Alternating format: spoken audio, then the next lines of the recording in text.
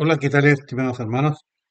Hoy por la ruta bíblica del Señor Jesucristo va a conversar sobre algo que en la práctica y en un inicio no le habíamos dado importancia, pero creo que analizando mejor el tema es necesario poder conversarlo, porque se trata de algo muy importante y que a la vista de algunas personas pueden caer en el error de entender o asumir que esto que está circulando por la red con respecto a la fe cristiana es una realidad, que es la idea de que ser cristiano o pertenecer a una iglesia es una cuestión de gustos. Primero quisiera decir que eh, voy a partir citando a un filósofo, aunque no es nuestra costumbre, porque el tema que vamos a ver es justamente surge a la luz de una postura de un filósofo en particular. Ortega y Gasset, uno de los filósofos bastante conocidos en filosofía, parte identificando al ciudadano común promedio como el hombre masificado. Y este hombre masificado tiene la característica de pensar que él cree saberlo todo, pero en el fondo no sabe nada. ¿En qué sentido es esta paradoja? En el sentido en que él da por sentado como cierto toda aquella cosa que proviene de la modernidad. Es decir, todo aquello que es nuevo, todo aquello que surge en los últimos tiempos y que tenga algún atisbo, perdón, de modernidad, para él es la verdad. Y no piensa en profundidad, es el hombre promedio que se traga todo aquello que le dan de comer. Es decir, en dichos populares, excomulga con ruedas de carreta. Pues bien, ¿de qué se trata? Entrando al tema. Es algo muy cortito, pero que lo vamos a tratar. Eh, es Se está presentando, repito, en la red, el siguiente tema, el dios de Spinoza. Spinoza es un filósofo del siglo XVII, por allá por la centuria del año 1600. Es un filósofo que viene justamente desde la época del modernismo y desde la época de la razón, etcétera, etcétera. Entonces, repito, entonces, por medio de la red anda circulando un supuesto pensamiento del filósofo, vamos a ver que es un supuesto pensamiento, porque en realidad no corresponde a lo que Spinoza sostenía propiamente tal, y lo vamos a demostrar.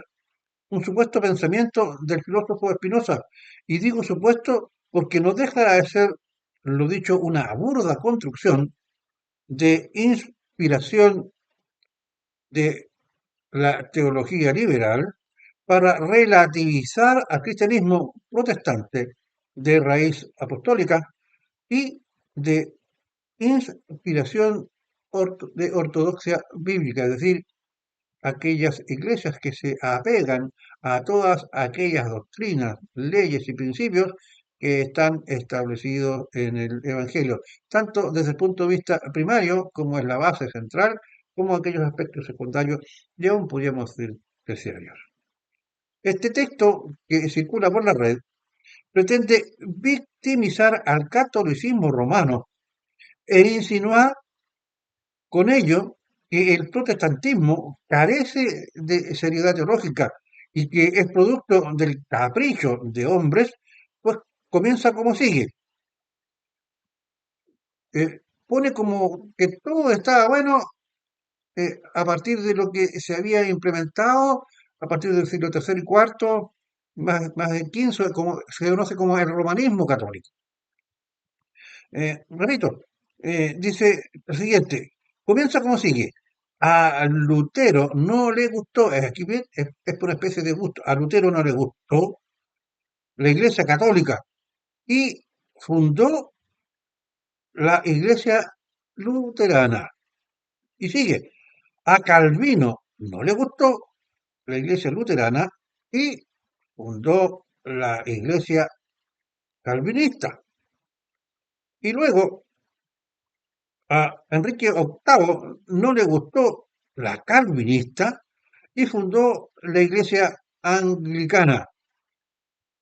Y así sigue exponiendo con los bautistas, después los metodistas, después los pentecostales, es decir, a cada uno de ellos no le gustó y empezaron a fundar las otras, llegando incluso hasta algunas del siglo XXI.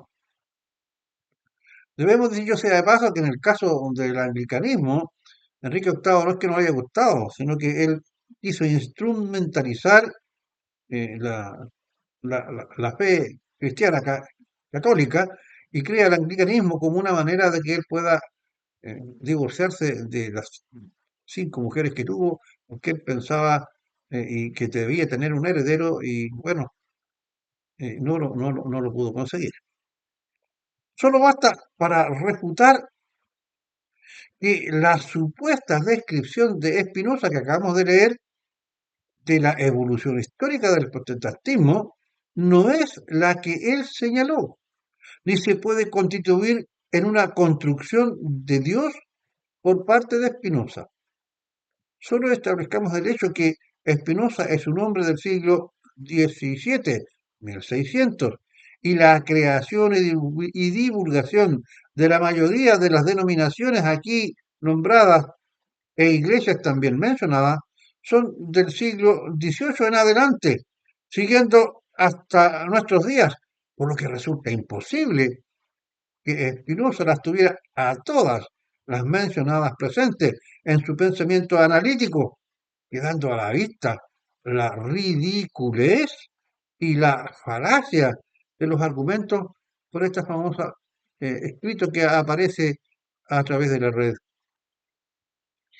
Desde mi perspectiva de cristiano y predicador, como también de mi formación académica, en la que por la gracia de Dios he estudiado teología como parte integrante de la filosofía, puedo sostener que la concepción de Spinoza como un hombre racionalista y materialista ateo, en cuanto a que no cree en el Dios cristiano trino, este Spinoza sí tuvo una concepción de Dios muy distinta a la burda concepción que anda circulando y que a todas luces quiere hacer una mala defensa del catolicismo romano. De acuerdo con lo anterior, expondré muy sucintamente el pensamiento teísta de Spinoza. Spinoza ve a la divinidad como un Dios inmanente, es decir, que no se puede separar a la realidad que la identifica como única sustancia. Él dice que por fuera de la realidad nada hay. Según Spinoza, en la ética Dios es demostrado como una sustancia única, eterna, infinita, causa de sí misma y y con infinitos atributos que son los conceptos a través de los cuales Spinoza concibe la deidad. Es muy distinta a la que leímos en un comienzo. Así, perdón, así, Dios, para Spinoza, tiene independencia causal, lógica, ontológica y cognosciológica respecto del resto de la realidad. Esto quiere decir que las cosas no están predestinadas, no existe la providencia, Dios no tiene un plan. Es esto lo que le separa del cristianismo bíblico y que sostenemos que su Dios tiene un plan para la creación. Es decir, para los cristianos, al contrario de lo que plantea Spinoza, creemos que Dios tiene un plan para la creación, lo que incluye al hombre, con, incluyendo entonces a toda su creación. Sigue diciendo Spinoza, todo tiene una causa, porque todo fue determinado. No hay libertad de voluntad espontánea, albedrío. No obstante, que René Descartes, en su cuarta meditación, dice, junto a algunas corrientes teológicas judeo-cristianas, que reconoce la existencia del libre albedrío. Como usted puede apreciar, querida alma que me está viendo y escuchando, No, lo que he expuesto brevemente echa por tierra la argumentación sobre el pretendido Dios de Spinoza, que sería una cuestión de gustos nomás. Malamente, este podría contraargumentar sobre doctrinas cristianas y sobre la iglesia y denominaciones, es decir, esto que anda circulando por la red, y denominaciones protestantes con base bíblica ortodoxa, que surgieron muchos años después de la muerte de Spinoza, y que resulta evidente que estas ideas han sido manipuladas mañosamente por alguna persona en la red para ir en defensa de un catolicismo romano en franca decadencia. Yo pido excusas si esto le molesta a algunos creyentes católicos, pero que es una realidad y de ningún modo estoy diciendo algo que no se conozca y ni que pretenda hacer una ofensa. Es una realidad. Lo que sí podemos decir que existen dentro de este universo de nuevas iglesias a partir de la Reforma, un número importante de ellas que se apartan de los establecidos por el Evangelio, como lo son, y aquí nos vamos a explicar cada uno de ellos, como son el mormonismo, el adventismo y todas sus variantes, los testigos de Jehová, aquellas corrientes del Evangelio de la prosperidad, el ecumenismo teológico, las iglesias emergentes carismáticas, por nombrar algunas que en la práctica no están de acuerdo al Evangelio, porque muchos de ellos niegan la deidad de Cristo o lo relegan a un plano muy secundario, colocando sobre la deidad y la importancia del Dios de toda gracia argumentos humanos extra bíblicos.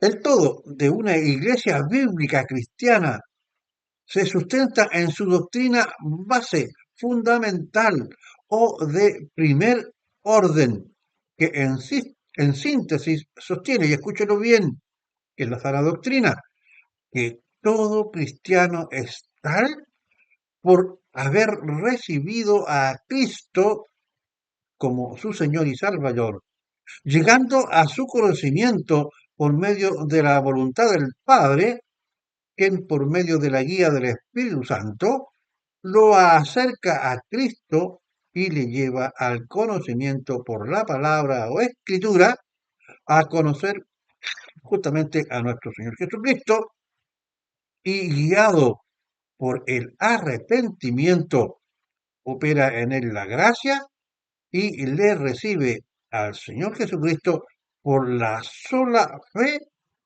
como su Señor y Salvador.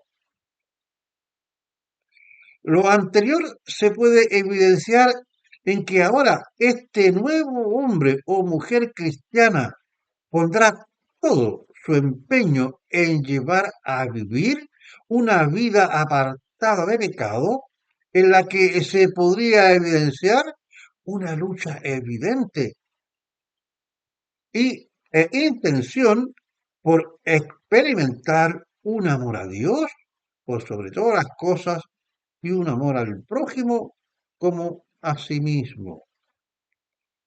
El nuevo hombre o creyente se diferencia del anterior justamente por este aspecto que hemos señalado.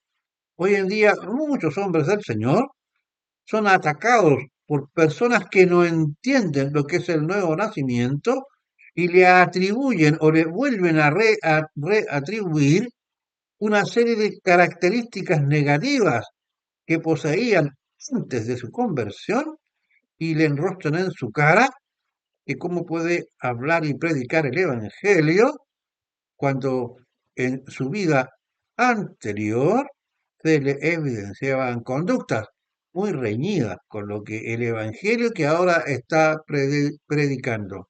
Estos ignoran lo que es el nuevo nacimiento y al mismo tiempo estos ignoran que tanto el creyente como el inconverso son hombres que tienen en sí la semilla del pecado y en un momento se pueden evidenciar errores. La diferencia entre el convertido y el nuevo, el nacido de nuevo y el no nacido, es en que el primero, es decir, el convertido, pide perdón, se arrepiente, trata de volver a no cometer el pecado. Sin embargo, el otro, el inconverso, comete pecado, se alegra del pecado, no se siente arrepentido y ama el mundo, sus placeres y deleites. El no convertido muchas veces siente odio, siente rabia, siente rencor, vive una vida de amargura pensando que él es el centro del mundo y no se da cuenta de que muchas veces todo aquello que nos acontece en nuestra vida es bajo nuestra propia responsabilidad. Por último, diremos que el liberalismo teológico, el racionalismo filosófico como el de Spinoza y ahora el progresismo marxista relativista lleva a muchas almas incontantes, poseedoras de una fe muy débil, a extraviarse del camino bíblico que nos lleva al único Dios verdadero, Padre, Hijo y Espíritu Santo, tres personas en un solo Dios, y que muchas veces caen ante estos intentos de ataque contra el Señor Jesucristo, contra la deidad, para que almas inconstantes piensen que el ser cristiano, en este caso protestante de raíz bíblica evangélica, es una mera cuestión de gustos y una mera cuestión de manía.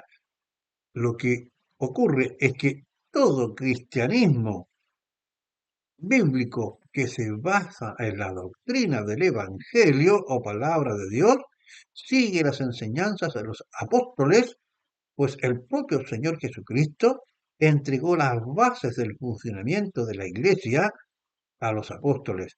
El Evangelio es entregado a cada uno de los creyentes y cada uno de los creyentes recibe una iluminación en particular.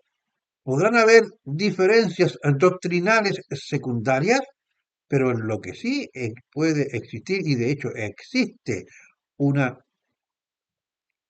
una unidad, es en cuanto a la base de la fe, que es la doctrina principal que acabamos de nombrarle.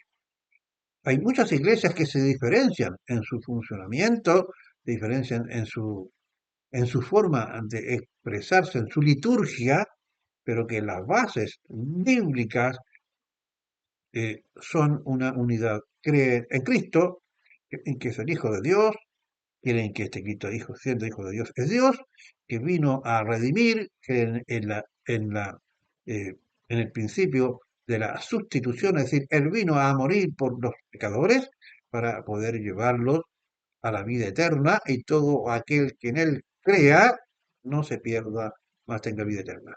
Estimados creyentes y amigos que están viendo este programa, usted podrá entonces tomar una conclusión propia y no dejarse encantar por estas especies de trampas doctrinales que muy mal urdidas quedan muy pronto en evidencia. La ruta bíblica del Señor Jesucristo se despide de ustedes y espera que este breve programa le haya sido de utilidad. Será hasta una próxima oportunidad. Que el Señor les bendiga.